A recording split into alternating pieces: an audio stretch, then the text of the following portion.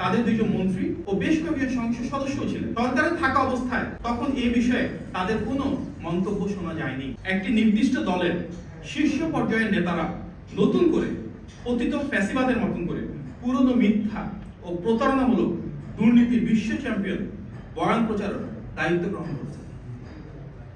অথচ এটি আজ জাতীয়ভাবে প্রমাণিত যে বিএনপি রাষ্ট্র পরিচালনায় আসার পর দুর্নীতির হার ধারাবাহিকভাবে কমেছে।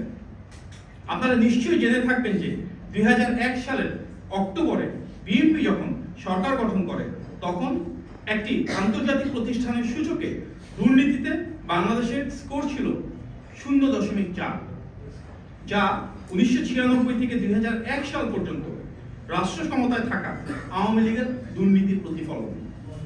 পরবর্তী সময়ে দুর্নীতির প্রতি বিএনপির জিরো টলারেন্স পলিসি এবং সুশাসনের ফলে ধারাবাহিকভাবে এবং ক্রমশ সেটি উন্নতির দিকে যেতে থাকে। সর্বশেষ বিএনপি 2006 সালে রাষ্ট্র পরিচালনা থেকে চলে যাওয়ার সময় সেই স্কোর ধারাবাহিকভাবে বেড়ে 2-এ উন্নীত হয়।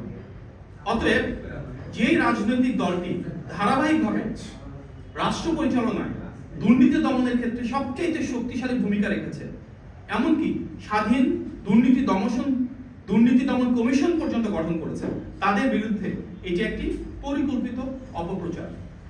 এখানে একটি বিষয় খুবই বিস্ময়কর যে 2001 থেকে 2006 সাল পর্যন্ত উক্ত দলটি নিজেই সরকারের অংশ ছিল। এখানে তাদের দুজন মন্ত্রী ও বেশ কয়েকজন সংসদ সদস্য ছিলেন। সরকারে থাকা অবস্থায় তখন এই বিষয়ে তাদের কোনো মন্তব্য শোনা যায়নি, কিন্তু বর্তমানে তারা নির্বাচনী মাঠে এসে ফ্যাসিবাদী প্রোপাগান্ডার সেই ধারাবাহিকতাকে ধরে রেখেছেন। আমরা এই ভূমিকাকে রাজনৈতিক দ্বিচারিতা হিসেবে দেখছি।